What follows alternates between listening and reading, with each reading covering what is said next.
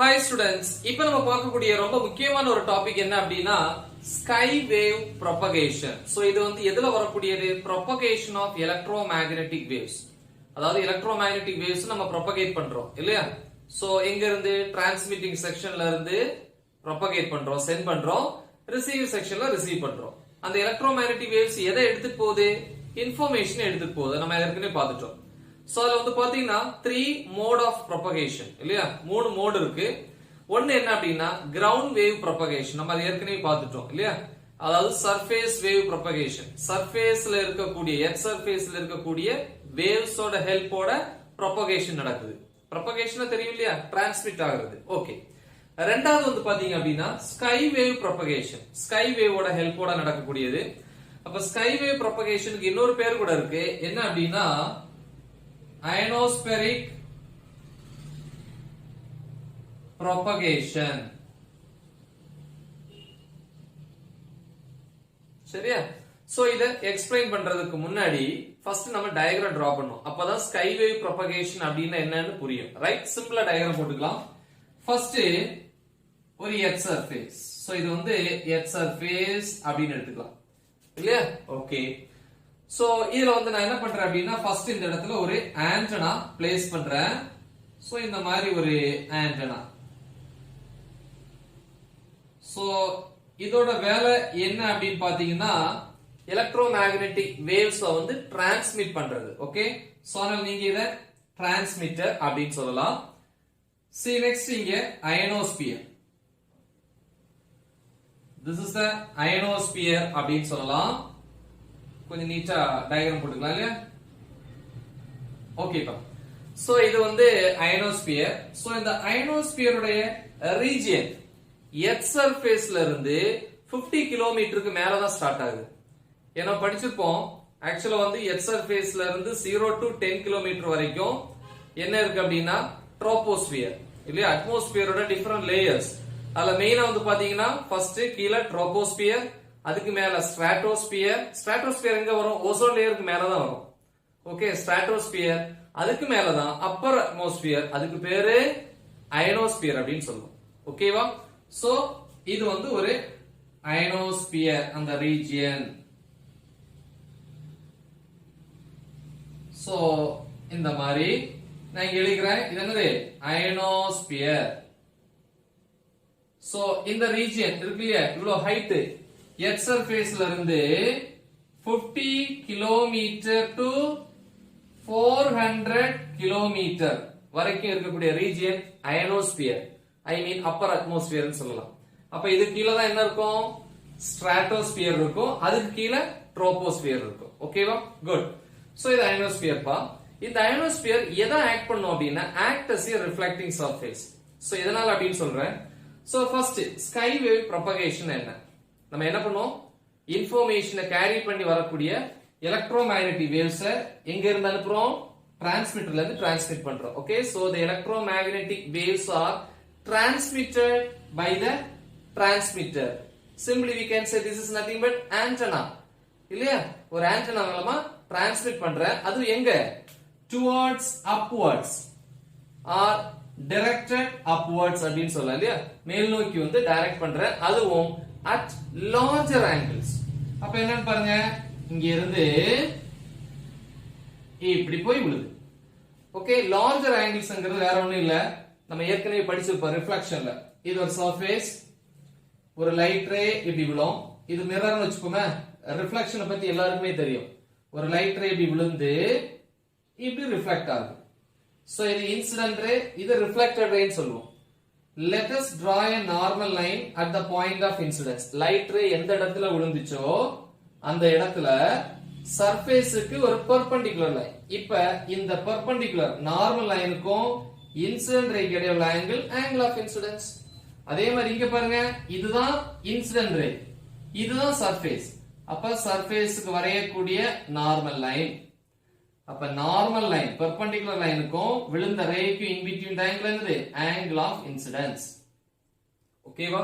So இந்த angle of இன்சிடென்ஸ்ல விழுது at large angles அப்படின்னு சொல்லலாம். ஓகே. அப்ப என்ன ஆகுதுன்னா விழுந்த உடனே இந்த அயனோஸ்பியர் என்ன பண்ணுது? இந்த எலக்ட்ரோமேக்னெட்டிக் வேவ்ஸ் வந்து ரிஃப்ளெக்ட் பண்ண வைக்குது. ரைட்? ஏன்னா அயனோஸ்பியர் வந்து act as a reflecting surface. எதனால அது reflecting surface அப்படிங்கற சொல்றேன். இப்போ இத என்ன பண்ணோம்? ரிஃப்ளெக்ட் பண்ணோம். reflected back to the earth. So இந்த மாதிரி ஒரு இடத்துக்கு போய் விழுது. ரைட்? வேணா இத கொஞ்சம் இந்த மாதிரி எக்ஸ்டெண்ட் பண்ணிப்போம் surface. ஓகே? சோ இந்த இடத்துல ரீச் ஆயிருச்சு. சப்போஸ் இந்த இடத்துல நீங்க ரிசீவர் வச்சிருந்தீங்க அப்படின்னா இந்த மாதிரி ஒரு ஆண்டனா ரிசீவ் ஆண்டனாவை பிளேஸ் பண்ணிருந்தீங்கன்னா கண்டிப்பா உங்களால என்ன பண்ண முடியும்? ரிசீவ் பண்ண முடியும். ஓகேவா? சோ இந்த ப்ரொபகேஷனுக்கு பேர் தான் ஸ்கை வேவ் ப்ரொபகேஷன். அப்ப ஸ்கை வேவ் ப்ரொபகேஷன் என்னது? The process in which the electromagnetic waves are radiated எங்க? Towards upwards. எங்க இருந்து? From the antenna, transmitting antenna. இப்ப என்ன ஆகுது? The rays, I mean the electromagnetic waves gets reflected back to the earth. யாரால? By the ionosphere. So in the process பேர் தான் sky wave propagation or ionospheric propagation. சரி, இப்போ நான் என்ன பண்றேன்னா ஸ்டெப் பை ஸ்டெப் இந்த angle of incidence நான் குறைக்க போறேன். அப்ப என்ன பண்றேன்? அடுத்து பாருங்க, அடுத்த கேஸ் இந்த லைட் ரேஸ் நான் இப்படி உலவிக்கலாம். உலவிக்கலாமா? பட்டன் என்ன ஆயிரும்? ரிஃப்ளெக்ட் ஆகி இந்த மாதிரி போலாம். கரெக்ட்டா? சப்போஸ் இந்த ரிசீவர் இங்க வச்சிருந்தோம் அப்படின்னா அந்த இடத்துல ரிசீவ் ஆகும். கரெக்ட்டா? எஸ். இந்த இடத்துல பாருங்க, பெர்பெண்டிகுலர் வரைஞ்சீங்கன்னா இந்த ஆங்கிளை விட இது கம்மியா இருக்கும். கரெக்ட்டா?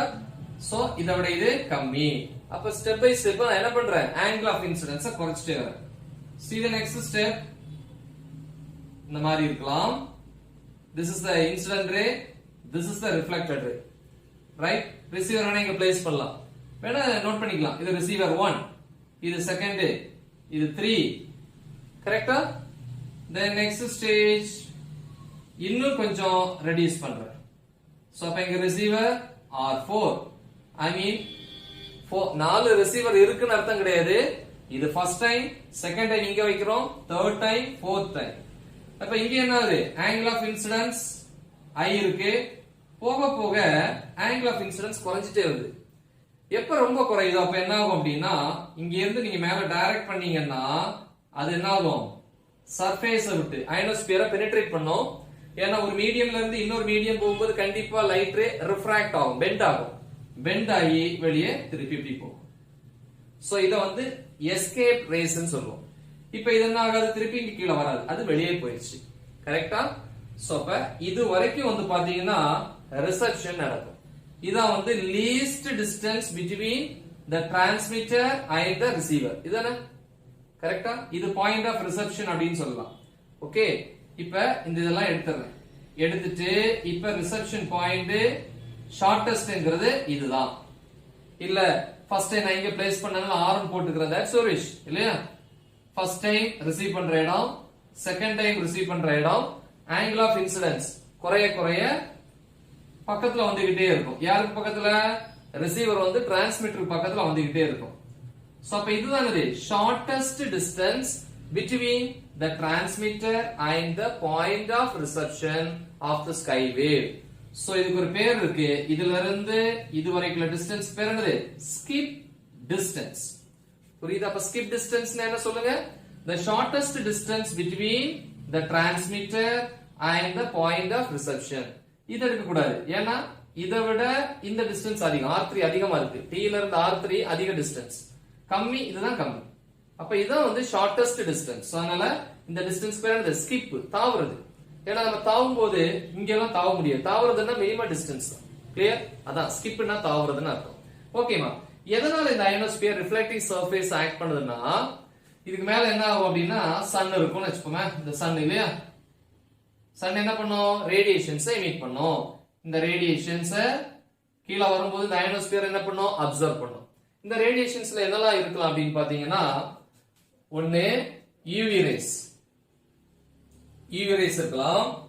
the next cosmic race.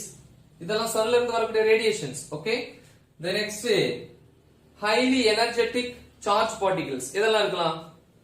Alpha and beta race. So இதெல்லாம் இத அப்சர்வ் பண்ணும். அயனோஸ்பியர் அப்சர்வ் பண்ணும்போது அயனோஸ்பியர்ல என்னப்பா இருக்கு?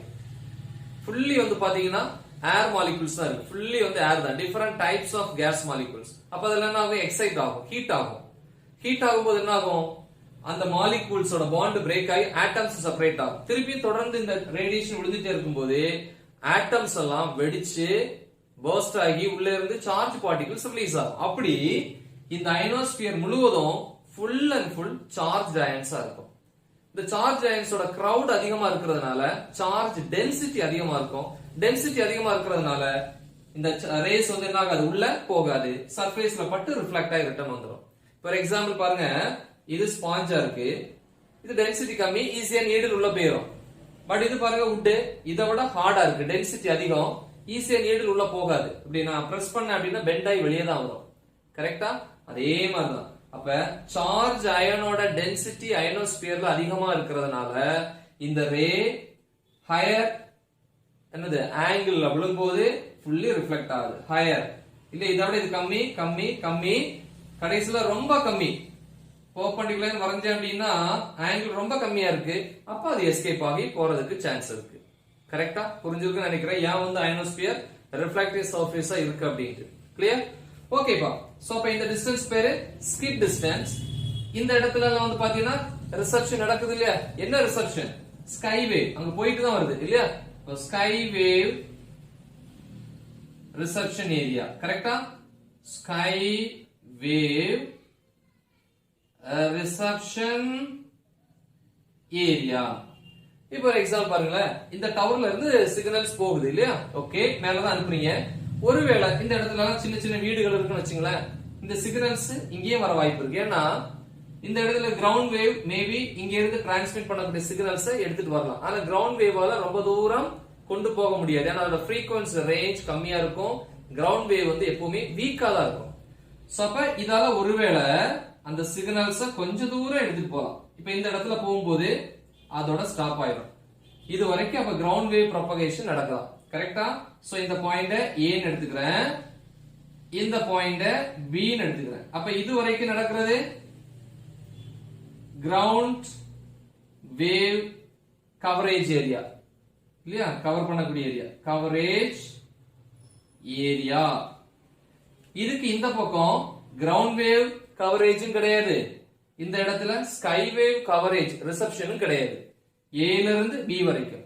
அப்ப எந்த ஏரியால கிரவுண்ட் வேவ் ரிசப்ஷனோ ஸ்கை வேவ் ரிசப்ஷனோ இல்லாம இருக்குதோ இந்த ஏரியா, அதாவது இதுல இருந்து இது வரைக்கும் இல்லையா?